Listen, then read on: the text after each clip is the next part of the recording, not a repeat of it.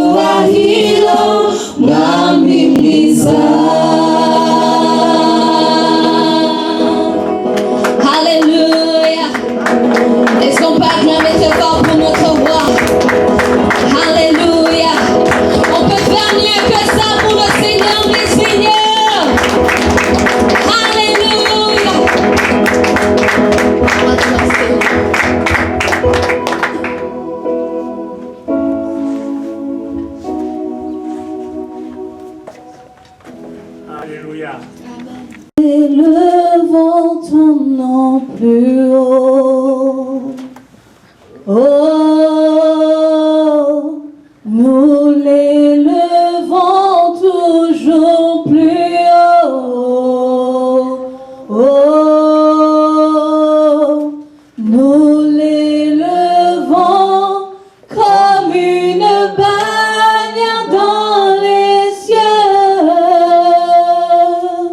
Nous l'élevons toujours plus haut. Oui, nous élevons plus haut.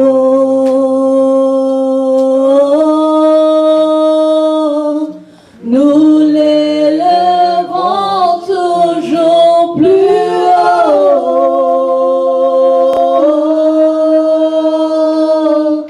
Nous l'élevons comme une bannière dans les cieux. Nous l'élevons toujours plus haut. Nous élevons ton nom, Jésus.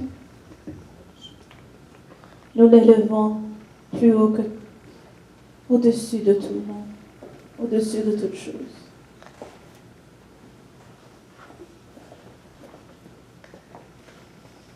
Ton nom est au-dessus de tout nom. Sois glorifié. Sois glorifié en ces lieux, Jésus. Parle-nous, Seigneur. Change-nous, transforme-nous. Renouvelle-nous. Et que ta volonté s'accomplisse. Au nom de Jésus. Amen. Alléluia. Gloire au Seigneur. Est-ce qu'on est dans la joie ce matin? Je ne vais pas arrêter de vous poser cette question. Est-ce qu'on est dans la joie ce matin? Est-ce qu'il y a des gens qui sont prêts à recevoir la parole de Dieu aujourd'hui? Alléluia. Alléluia. C'est bien de venir à l'église, mais quand tu viens à l'église, il faut demander au Seigneur, Seigneur, ne permets pas que je rentre comme je suis venu. Il ne faut jamais rentrer comme on est venu. Alléluia. Alléluia. Il faut jamais, il faut, quand tu entres dans sa présence, il faut que tu arraches quelque chose. Amen. Parce que sa volonté que toi et moi, nous puissions aller de gloire en gloire. Sa volonté que je ne sois pas la même personne que j'étais la semaine passée. Sa volonté que la semaine prochaine, je puisse expérimenter sa gloire à un autre niveau. Amen. Il ne faut jamais, jamais, jamais quitter ici. Il faut être comme la dame et dire, Seigneur, je ne te lâche pas si tu ne me bénis pas. S'il faut que je touche à ta robe, il faut que je la touche. Mais il ne faut pas que j'entre comme je suis venue. Alléluia. Alléluia. Amen. On va ouvrir nos Bibles rapidement dans Jean chapitre 7. On va méditer sur ces quelques versets et que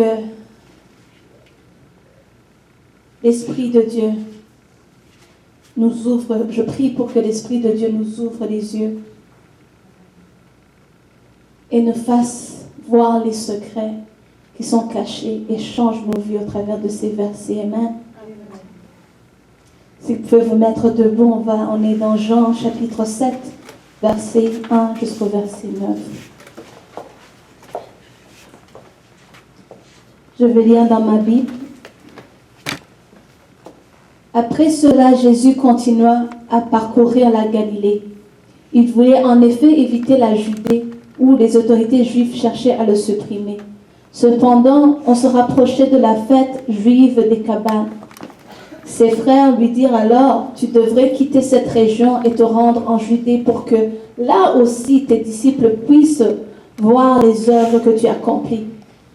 Quand on veut être connu, on n'agit pas avec tant de discrétion. Puisque tu accomplis de si grandes choses, fais en sorte que tout le monde le voie. En effet, les frères de Jésus eux-mêmes ne croyaient pas en lui. Jésus leur répondit, « Le moment n'est pas encore venu pour moi. En revanche, Pour vous, c'est toujours le bon moment. Le monde n'a aucune raison de vous haïr, mais moi, il me déteste parce que je témoigne que ses actes sont mauvais. Vous donc, allez à la fête. Pour ma part, je n'y vais pas encore car le moment n'est pas encore venu pour moi. Après leur avoir dit cela, il resta en Galilée. Cependant, quand ses frères furent partis pour la fête, il s'y rendit lui aussi, mais secrètement, sans se montrer. Amen. Amen. On peut acclamer le Seigneur pour sa parole.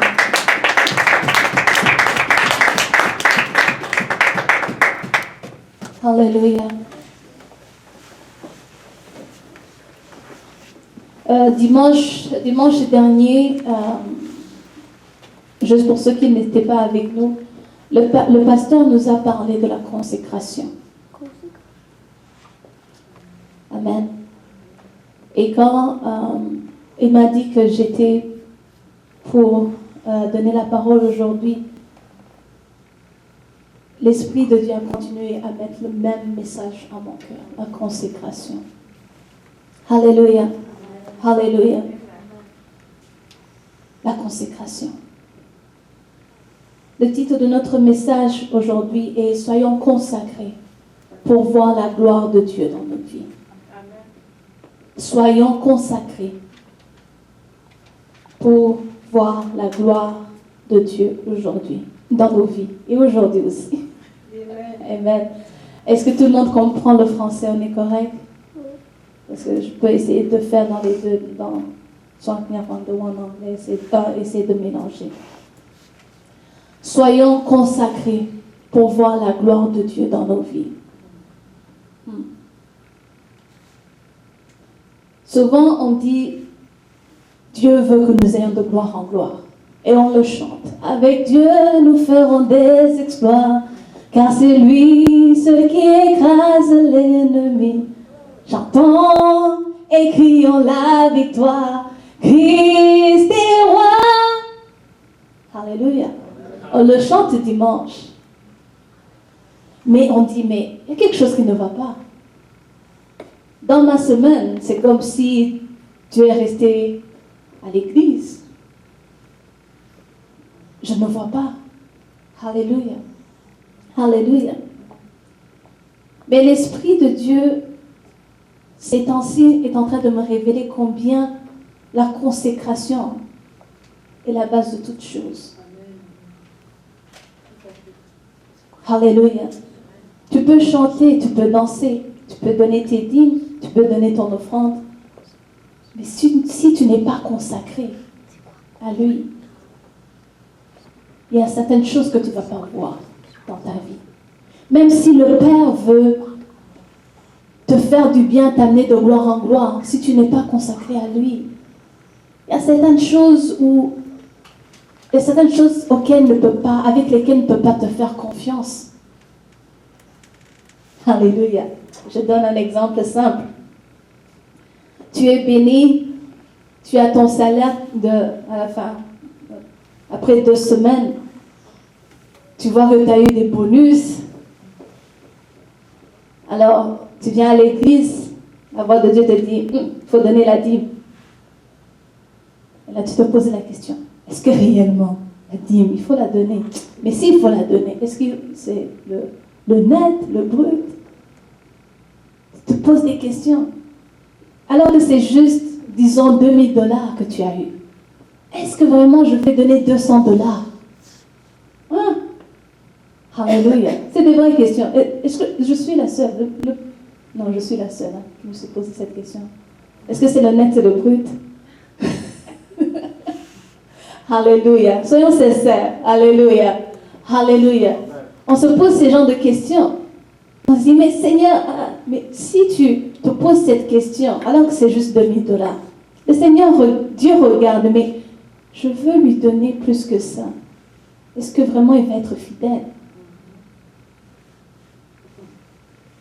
Ça, c'est juste mon introduction. Je ne fais que commencer. Alléluia. On va retourner dans les versets d'aujourd'hui. Alléluia. Alors, l'histoire ici, l'histoire se passe durant la fête, je ne sais pas, dans ma Bible, ça dit la fête des cabanes, mais je sais qu'en anglais, ça dit Holocaust, tabernacle.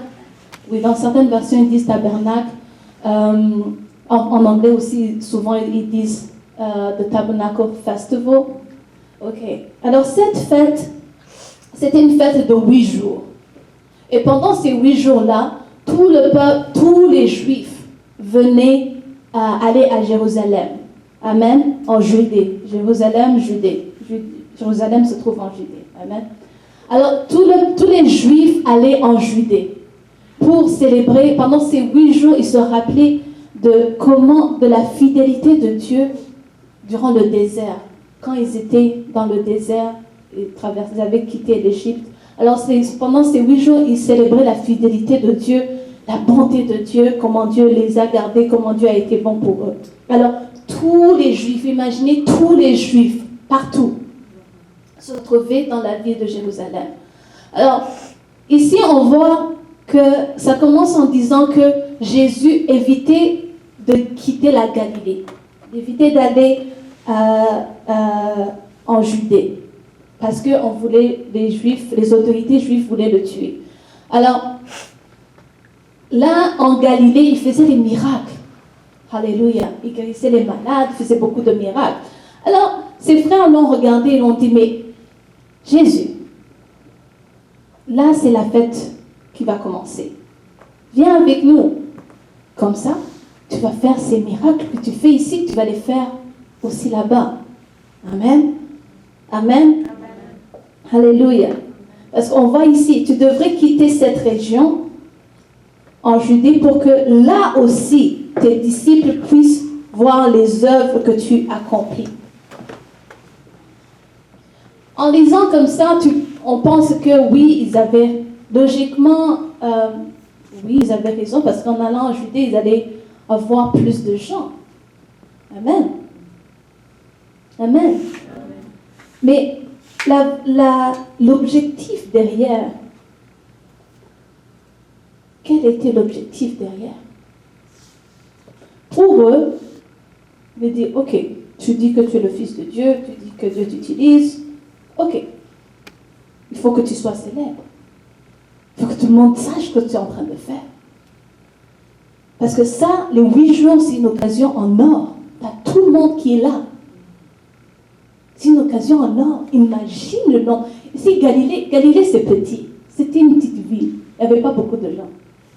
Alors, imagine si tu vas en Judée, le nombre de personnes. Alléluia. Le nombre de gens. Et il lui parle de disciples alors qu'eux-mêmes ne sont pas ses disciples. Parce que ça dit ici que eux-mêmes ne croyaient pas en lui. Mais il dit, mais viens, tu vas être populaire, tu vas être célèbre. Les personnes qui font ce genre de choses ne doivent pas les faire dans le secret. Il faut que tu sois populaire, il faut que tu sois vu. Alléluia. Alléluia. C'est là mon premier point pour la consécration. Alléluia. La consécration. Donc, pour les hommes, la popularité, c'est tout.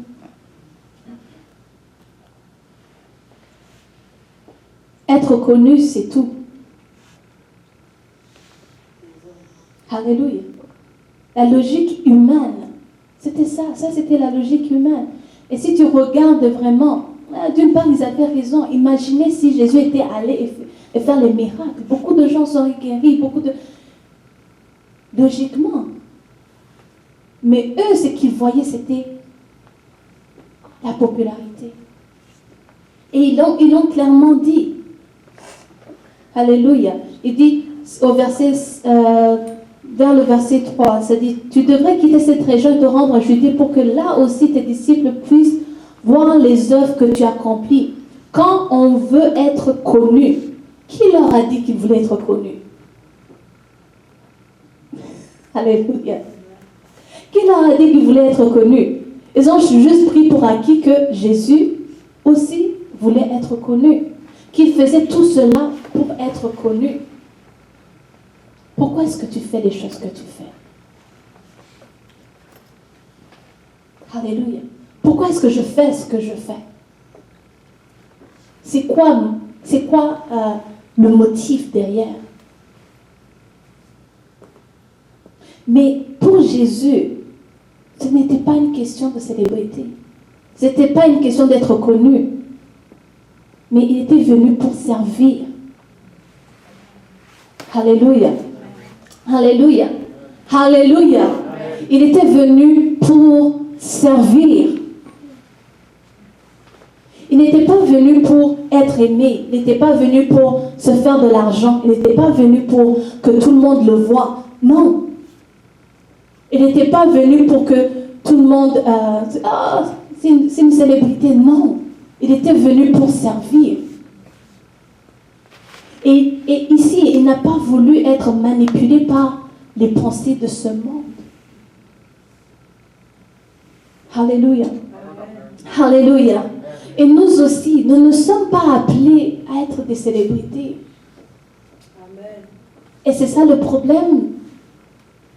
On prend les choses du monde et on les met dans le monde, dans les choses spirituelles. Et on met dessus le tag Jésus et on croit que c'est bon. Non, c'est quoi? On enlève ce tag. C'est quoi qui est derrière? C'est quoi le motif? Est-ce que c'est pour servir ou c'est pour être connu? Et ce principe, c'est quelque chose qu'on devrait regarder. C'est pas juste pour la célébrité. Des fois, on fait des choses pour que quelqu'un nous approuve. Non. On peut même voir même les petits-enfants. Tu envoies ton enfant à l'école, tu sais que, je vais juste donner un exemple simple, tu sais qu'il aime la couleur rouge. Et tout d'un coup, il va revenir de l'école, il va te dire que non, ça c'est pas cool. C'est le jaune maintenant. Alors là, tu es obligé de juste lui acheter des choses jaunes. Parce qu'il ne veut pas aller, parce que son ami ou ses amis, eux aussi, c'est cette couleur qu'ils portent. Et on peut voir, ça commence dès le bas âge. Et ça continue même quand on grandit. On se retrouve en train de faire des choses parce que tel autre est en train de le faire, parce que je veux l'approbation de telle personne, parce que, je ne sais pas, parce que je veux gagner de l'argent. Si je ne fais pas ça, je ne veux pas avoir cette opportunité et je n'aurai pas l'argent. Non. Pourquoi est-ce que nous faisons ce que nous faisons? Et si on est réellement consacré à notre Dieu, on doit servir. Alléluia. Servir doit être la raison derrière toutes nos actions. Ce n'est pas populaire dans le monde. Et ça ne sera jamais. Dans ce monde, ça ne sera jamais. Mais c'est ça que Jésus est venu nous montrer. C'est ça que Jésus a fait. Il nous a servi. Il s'est donné pour nous. Il nous a servi. Alléluia. Alléluia. C'est vrai, ce ne sera pas en accord des fois avec ta chair, mais serre. Ta chair va te dire autre chose. Alléluia. Mais alors ici c'est ça. Donc les disciples essayaient de le pousser pour qu'il soit populaire. Mais lui il dit non. Non. Et Dieu nous dit dans sa parole que c'est quand on s'humilie qu'il nous soulève, il nous élève. Si on veut réellement être consacré, parce que la consécration, c'est une décision que tu prends. C'est une décision. C'est une décision que tu prends. Et tu dis, Seigneur, je suis à toi. Alléluia. Alléluia. Et ne pas seulement dire, Jésus, tu es Seigneur, parce que quand on le reçoit, on dit qu'il est Seigneur et Sauveur. Et on est à l'aise avec Sauveur, mais le Seigneur, des fois, on le met à l'écart. Alléluia. Alléluia. Alléluia.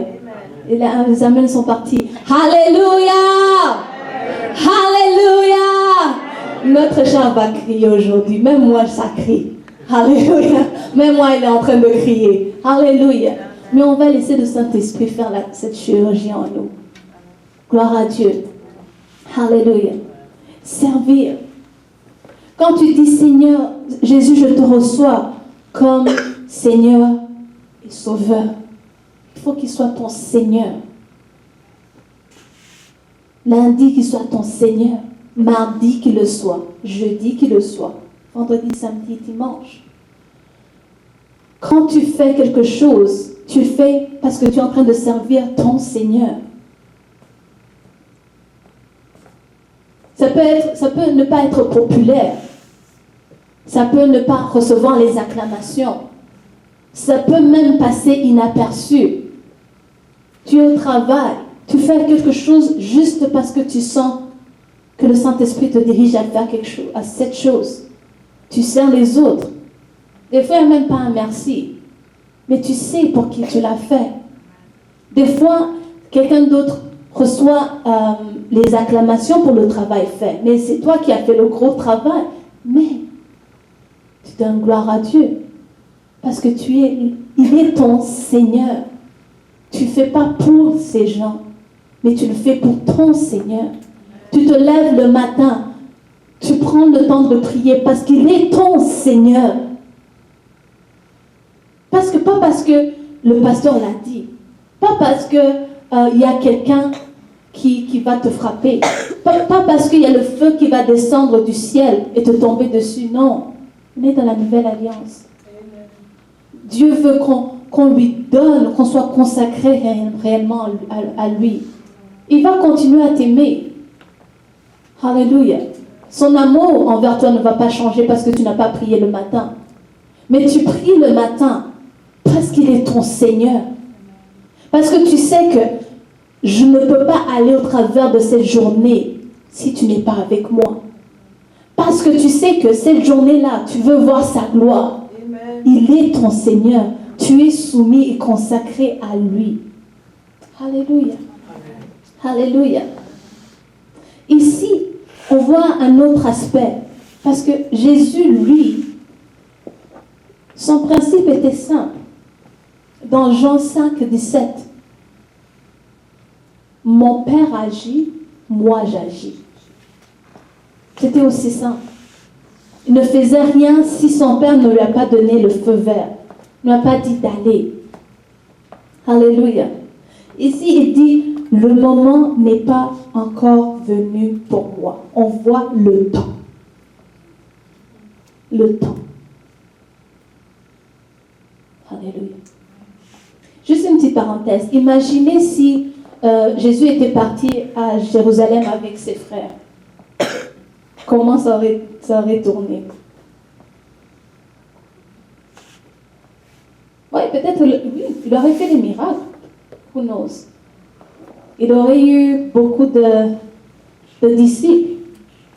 Peut-être ils avaient raison, il allait avoir beaucoup de disciples, il allait guérir les malades. Mais est-ce qu'il aurait accompli la volonté du Père? Non. Est-ce que c'était le temps pour lui d'aller à Jérusalem? Parce que rappelez-vous, quand il est rentré publiquement à Jérusalem, il chantait Hosanna, Hosanna. Alléluia. Parce que c'était le temps pour lui d'aller à la croix. Donc, imaginez s'il était parti à ce moment-là. Tout le plan de Dieu n'aurait pas accompli la volonté de Dieu. Toi et moi, on ne serait pas ici. C'est des petits versets, mais si tu regardes, ces petits versets, s'il avait agi autrement, ça aurait changé tout toute l'histoire de l'humanité. Ça aurait changé mon histoire, ça aurait changé ton histoire. Alléluia. Est-ce qu'on peut acclamer notre Seigneur? Alléluia, alléluia, alléluia. Alléluia. Merci Jésus. Alléluia. Parce que s'il avait succombé à la tentation, ça serait fini pour toi et moi. On aurait été esclaves du diable jusqu'à la fin. Mais aujourd'hui, on danse. Aujourd'hui, on est appelés les enfants de Dieu, co-héritiers avec Christ, victorieux, plus que vainqueurs. Et tout cela par la grâce de notre Dieu, à cause de l'œuvre de la croix. Amen. Alléluia. Alléluia. Le temps de Dieu, mes frères et sœurs. Le moment n'est pas encore venu pour moi.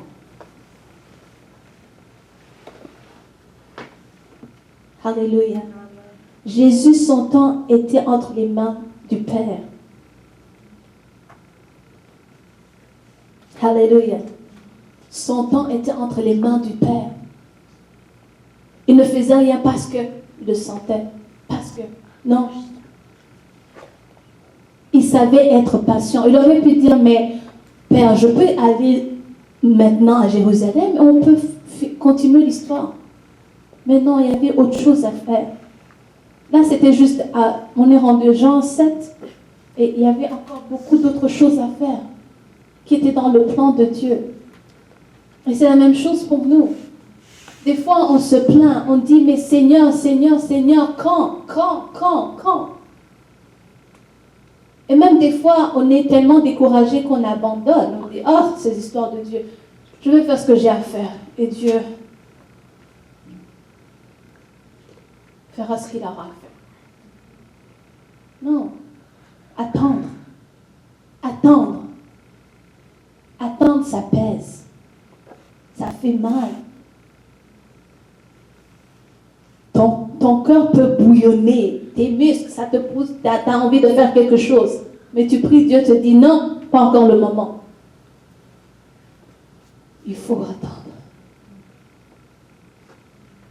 Parce que tu attends parce que tu comprends que ta vie, tes opportunités, tout ça est entre ses mains. Alléluia. Tu attends parce que tu comprends que tout est entre ses mains. Même si le diable t'ouvre une fausse porte, t'offre une fausse opportunité comme il a fait ici, tu comprends que ton intérêt est attendre l'opportunité de Dieu. Parce que si tu entres dans une porte, dans une opportunité que Dieu n'a pas béni ou n'a pas ouvert, tu vas rater. Par sa miséricorde, Dieu peut te ramener, mais ça va prendre plus longtemps. Alléluia. Alléluia. Alléluia. C'est pourquoi la patience est un des fruits du Saint-Esprit. La patience. Juste garder tu gardes les yeux sur ton Père, sur ton Dieu. Tu dis, Seigneur, je suis consacré à toi. It doesn't matter how it looks like, but I trust you. Et j'attends. J'attends. Alléluia. J'attends. J'attends parce que je suis consacré à toi. J'attends parce que je veux ce qui vient de toi. Parce que tu es mon Père et tu connais ce qui est mieux pour moi. Et la parole de Dieu dit qu'il est capable de faire au-delà et au-dessus de ce que nous pouvons penser ou imaginer. Ici, eux, ils pensaient que ça, c'était la façon pour Jésus d'avoir plus de disciples. Mais non, Dieu pensait à au-delà, à plus que ça, à plus que des disciples dans ce temps-là. Il voyait d'autres disciples qui est moi et toi. Il fait au-delà.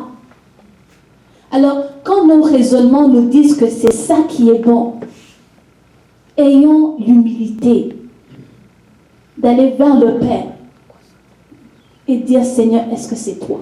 si ce n'est pas toi. Je suis prêt ou prête à attendre. Même quand des fois même tellement ça bouillonne en toi que tu n'arrives même pas à dormir. Ça brille, l'or brille. Hein. Ça brille, c'est vraiment une opportunité. Seigneur, dis oui. Comme des petits enfants, on est vraiment comme des petits enfants. Seigneur, dis oui, c'est ça. Puis on essaie même de chercher des versets qui sont... Mais tu sens, quand tu es consacré à Dieu, Dieu te dit, frères et sœurs, Dieu parle. Il te dit, non, c'est pas le moment. Même si tu essaies de... il te dit non. Sachons accepter les noms de Dieu. Sachons accepter les pas encore de Dieu. Alléluia. Alléluia. Dans Ecclésiaste, chapitre 3, verset 1, ça dit, c'est un long verset, c'est un long chapitre, et ça parle, juste le premier verset, il dit qu'il y a un temps, une saison et un but pour toutes choses. Il y a un temps, une saison et un but pour toutes choses.